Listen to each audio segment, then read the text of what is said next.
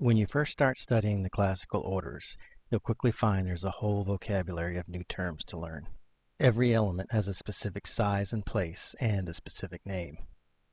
When it comes to proportioning the orders, the key word you read about most often is diameter. Diameter refers to the width, or as Vitruvius explained it, the thickness of the column at its base. This simple dimension becomes the basic unit of measurement for proportioning the entire order. For example, according to most authors, the Doric order's column is 8 diameters tall. The column's base at the bottom and the capital at the top both measure 1/2 of a diameter. The shaft of the column has a gradual taper called an entasis. While the bottom third of the column remains cylindrical, the upper 2/3 taper so that the diameter at the necking of the capital is 5/6 the diameter of the base. The horizontal member or beam that is supported by the column is called the entablature. In this Doric example, the height of the entablature measures 2 diameters tall. Just like the column, this principal member is also divided into 3 elements. The architrave at the bottom is 1/2 a diameter, while the frieze and cornice above both measure 3/4 of a diameter. The projection of the cornice is also determined by the diameter. According to Vignola, the Doric order's cornice projects out 1 diameter from the frieze.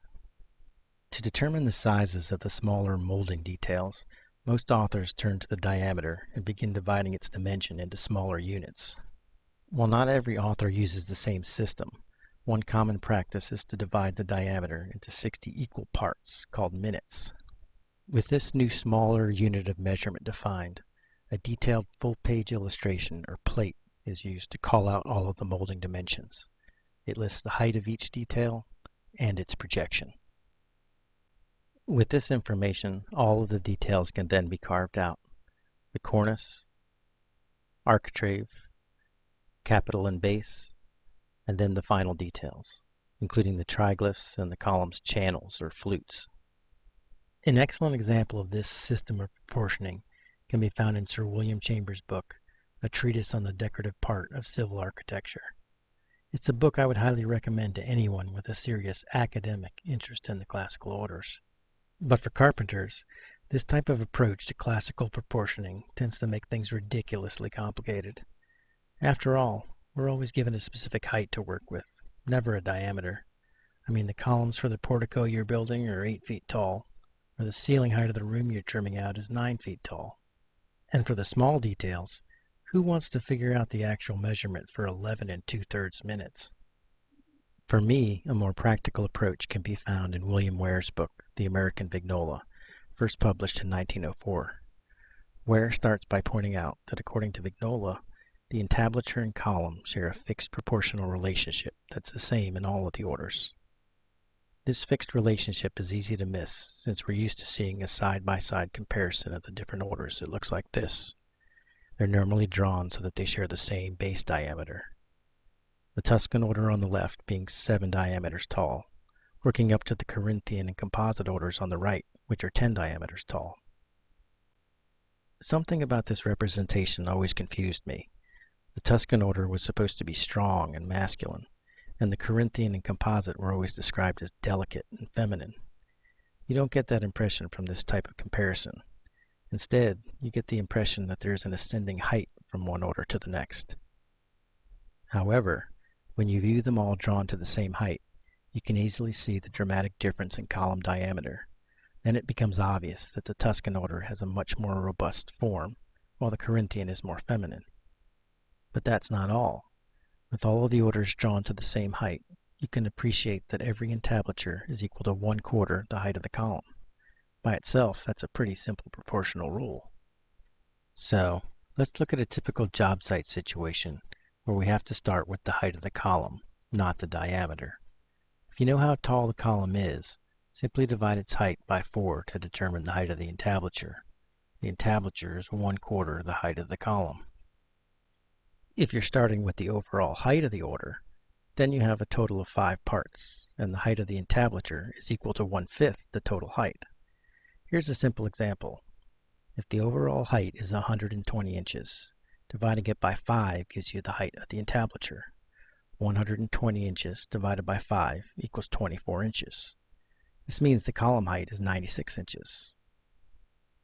Now that we know the column height, it's easy to determine the column's diameter if we need to. In this Tuscan example, we know that the column is supposed to be 7 diameters tall. That's just another way of saying the column's diameter is 1/7 as wide as it is tall. When we divide the column height of 96 by 7, we get a base diameter of about 13 11/16.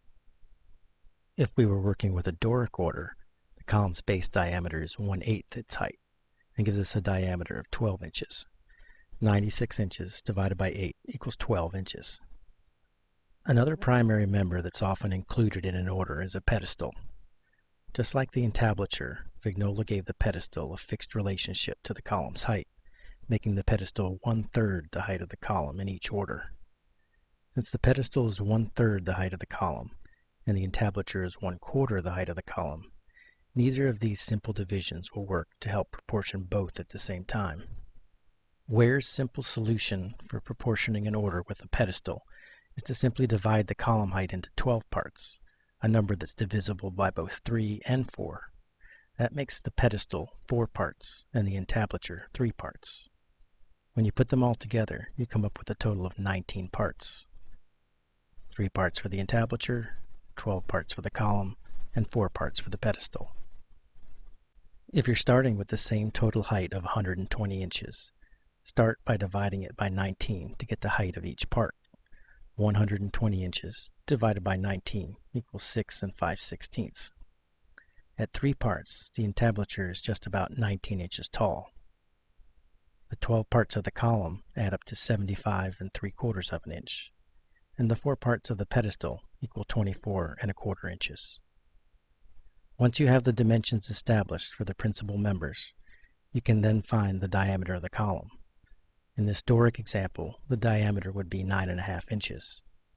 75 3/4 inch column height divided by 8 equals 9.5 inches. Ware's book also includes plates for setting out all of the decorative details, but unlike most authors, he treats each element individually, breaking each one down into smaller and smaller groups of equal parts.